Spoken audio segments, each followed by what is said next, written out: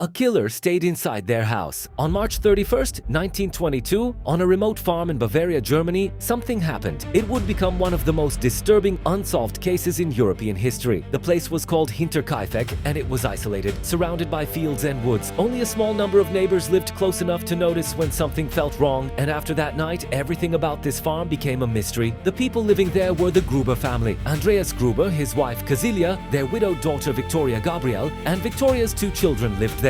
The children were 7-year-old Cecilia and 2-year-old Joseph. Also inside the house was a new maid named Maria Baumgartner. And this is one of the strangest parts. Maria had arrived at Hinterkaifeck only hours before the killings. It was supposed to be her first day working at the farm, but it became her last. But the mystery did not begin with the bodies. It began days earlier. According to reports, Andreas Gruber had noticed something deeply unsettling near the farm. In the snow, he found footprints leading from the woods toward the house. But there were no footprints going back. Someone had walked to Hinterkaifeck, but whoever it was had not left. Then came the sounds, and the family reportedly heard strange noises coming from the attic. Footsteps, movements, the kind of sounds that make you stop what you're doing, and they make you look toward the ceiling. The previous maid had already left the farm months earlier, allegedly because she believed the house was haunted. But maybe it was never haunted, and maybe someone was hiding there. Then another strange detail appeared. A newspaper was found inside the home, but no one in the family had bought it, and around the same time, one of the house keys disappeared.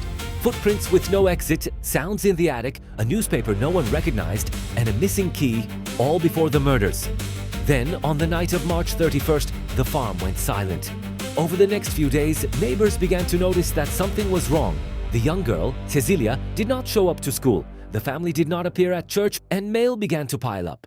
People came to the farm, but no one answered. At first, it may have looked like the family was simply busy or away, but the animals were still alive and smoke had reportedly been seen from the chimney. The farm did not look abandoned, it looked occupied. Finally, on April 4th, neighbors went to investigate. One of them was Lorenz Schlittenbauer, a nearby farmer who knew the family. What they found inside Hinterkaifeck was horrifying. In the barn, 4 members of the family were found dead. Andreas, his wife Cecilia, their daughter Victoria, and the young girl Cecilia were found there. Inside the house, investigators found the 2-year-old Joseph and the new maid Maria Baumgartner. 6 people were dead, and yet the strangest part of the case was what happened after the killings. The killer did not appear to run away immediately. Someone stayed on the farm and the animals had been fed, food had been eaten, and the fireplace had been used. The daily chores had continued, almost as if someone wanted the farm to look normal from the outside. Think about that. A whole family was dead, but from a distance, Hinterkaifeck still looked alive. This made investigators wonder whether the killer was a stranger who broke in, committed the crime, and then calmly stayed there. Or was the killer already hiding inside the house before the murders even began?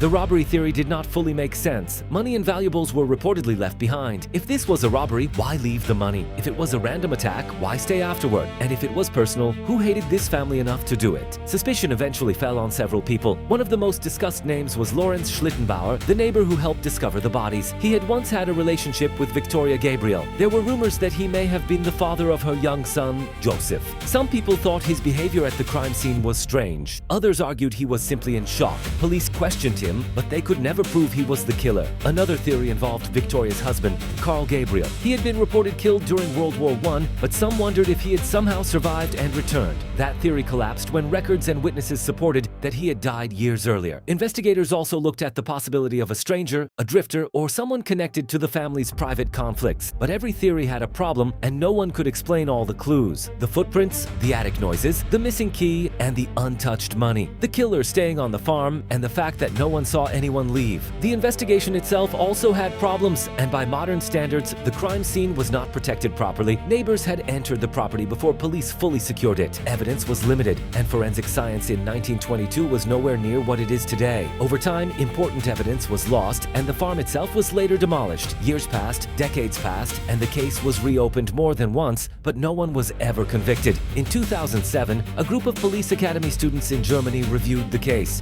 They used modern investigative methods. They reportedly reached their own conclusion about who the killer may have been, but the name was not publicly released, partly out of consideration for living descendants. So officially, the case remains unsolved. More than 100 years later, Hinterkaifeck is no longer a working farm. Only a memorial remains near the place where 6 people lost their lives. But the questions have never disappeared. Who walked from the woods to the house, and who was moving in the attic? Who took the key? And who fed the animals after the murders? And was the killer a stranger from outside, or someone already living inside the house? The Hinterkaifeck case remains unsolved. If you liked this video, please subscribe.